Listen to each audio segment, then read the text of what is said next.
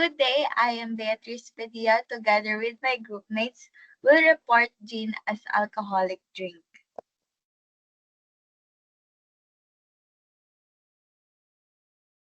Gin's history shows us how it evolved from being seen as medicine to becoming one of the most celebrated spirits in the world. Its development not only transformed drinking culture in Europe but also influenced global cocktail traditions that continue to this day. The rise of gin. In the 7th century, gin was promoted as medical, leading to excessive consumption. By 1751, its production was restricted to select distillers to curb the problem. The 19th century invention of column stills introdu- introduced London dry gin and new flavors from imported spices and botanicals. At the same time, British soldiers in India popularized the gin and tonic, while gin martini rose to prominence in US speakeasies during prohibition. The next one, types and classification of gin. London dry gin. London dry gin is a type of gin that emphasizes a dry flavor profile, achieved through a specific distillation process. The flavor must be obtained exclusively through redistillation with minimal added sugar, not more than 1.1 grams per liter, and no added coloring. The next one is Plymouth gin. Plymouth gin is a style of gin that has been distilled in Plymouth, Devon since 1793. It has a protected geographical indication status, meaning it must be produced in Plymouth according to specific regulation. The next one is New Western Gin. New Western Gin, also known as New American Gin, is a style that emerged in early 2000. It is characterized by shift away from the dominant focus on juniper, allowing other botanicals to share the center of stage, while juniper is still required and its flavor often takes in backseat to other botanicals like citrus and star anise. Next one, Old Tom Gin. Old Tom Gin is a gin that is generally considered a sweeter style compared to London Dry Gin. It is typically made with added sugar, giving it is a slightly sweeter and sometimes malty taste. The next one, Genever Gin. Genever Gin, also known as the Dutch Gin, is a juniper flavored spirit produced by mainly in Belgium and the Netherlands. It is considered by Proscosure to gin. Genever is made from melted barley in either rye or corn. The last one is Ginebra San Miguel. Ginebra San Miguel is a Filipino company that is the maker of the world best-selling gin in Ginebra San Miguel and is the hard liquor arm of the larger San Miguel Corporation. Ginebra San Miguel produced a range of distilled spirit with its most famous being in Ginebra San Miguel gin, which is known for its distinct juniper flavor.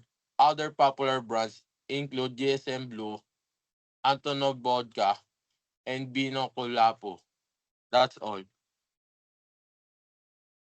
For production process, let's learn how gin is made, from fermenting grains to infusing botanicals and bottling the final product. Gin production begins with a fermentable base, usually made from grains like wet malt or flake maize. These grains are mixed with water and yeast, forming a mixture called a gin mash. The gin mash is heated, stirred, and then left to ferment for 1 to 2 weeks. During fermentation, the yeast breaks down the sugar in the grains, producing ethanol, the alcohol that forms the foundation of gin. Distillation begins once fermentation is complete. The liquid ethanol is separated from the solids, which are discarded. This ethanol is then distilled, a process that purifies the alcohol and then concentrates its strength. There are three main methods of distillation used to infuse botanicals into gin. The first method is steeping, the most traditional method. Here, botanicals are soaked directly in the ethanol inside the pot still. This steeping can last anywhere from a few hours to up to 48 hours depending on how intensive the distiller wants the flavor to be. The mixture is then heated and the alcohol vapors carry the botanical flavors through the distillation process. Next, we have the vapor infusion. This method uses a Carter head still where the botanicals are placed in a suspended basket above the ethanol.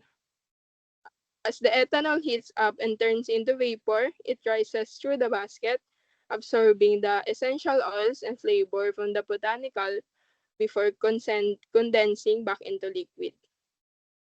The third method is vacuum distillation, also known as cold distillation. It's a more modern technique where the distillation takes place under a vacuum.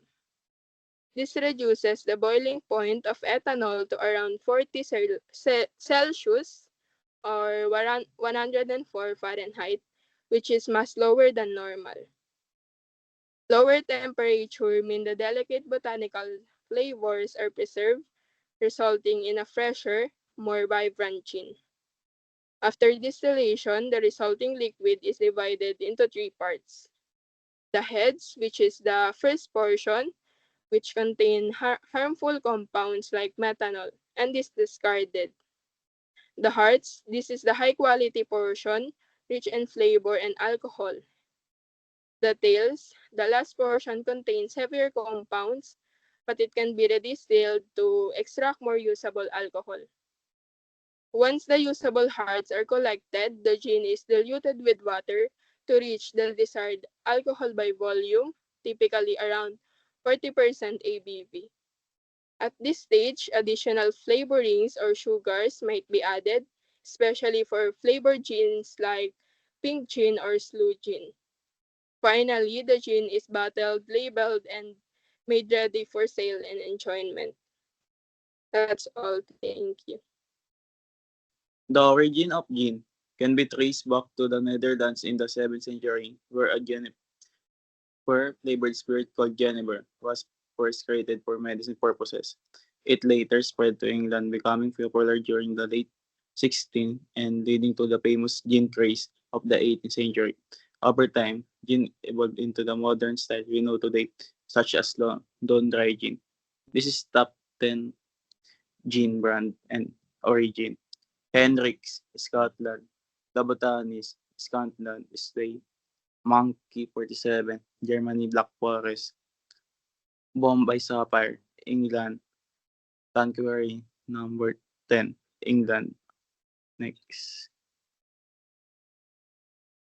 Sipsmith, England. Gin Mar, Spain. Rocco Gin, Japan. Plymouth Gin, England. Brooklyn Gin, USA, New York. Next. Different cocktails made from gin. So, gin is one of the most popular spirits used in cocktails because of its very distinct herbal and botanical flavor. I'll be sharing 10 examples of gin cocktails with their standard recipes. First, gin pomelo or gin pom. This is very simple and common, especially here in the Philippines. It's more of a group style cocktail. Second is gin fizz. This one is refreshing. Fill a shaker with ice, add gin, lemon juice, and simple syrup, then shake well. And garnish with a lemon slice. Second is the gimlet. This is a classic cocktail. You can combine gin, lime juice, and simple syrup in a cocktail shaker with ice. Shake it for 10 to 15 seconds. Strain into a chilled glass and garnish with a lime wheel. Very straightforward but elegant. Fourth is the dried martini, another classic. You fill a mixing glass with ice, add gin, and dry vermouth. Stir until chilled, and then strain into a martini glass. Finally, garnish with either a lemon twist or an olive. This this is the one you often see in the movies, very elegant. Fifth, the Singapore Sling. This one is more complex because it has several ingredients like gin, cherry brandy, and Benedictine, and it has a tropical vibe. Sixth one, the Negroni, a very popular Italian cocktail. It's equal parts 30 ml gin, 30 ml Campari, and 30 ml sweet vermouth. Stir with ice, then strain into an old-fashioned glass with fresh ice. Garnish with an orange slice or twist. The taste is bittersweet. Seventh, French 75. This is more of a fancy cocktail. In a shaker, you combine gin, lemon juice, and a simple syrup. Shake well. Strain into a champagne flute and then top with chilled champagne. Garnish with a lemon twist. It's often served for celebrations. Eighth, the Clover Club. This one is unique because it uses egg white. It is creamy and fruity. Ninth, the gin and tonic. Probably the most famous. Just fill a highball glass with ice. Pour the gin, top it with tonic water, stir gently, and garnish with a lime wedge. Super refreshing and very common in bars. Lastly, the Tom Collins.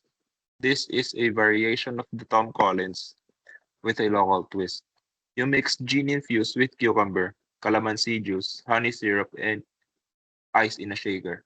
Shake well. Strain into a glass with ice, top with tonic water, and garnish with mint. So in summary, uh, gin is very versatile. It can be used for simple mixes like gin pomelo or gin and tonic, but also for elegant and more complex cocktails like martini or French 75. And that's all for our reporting. Thank you for listening.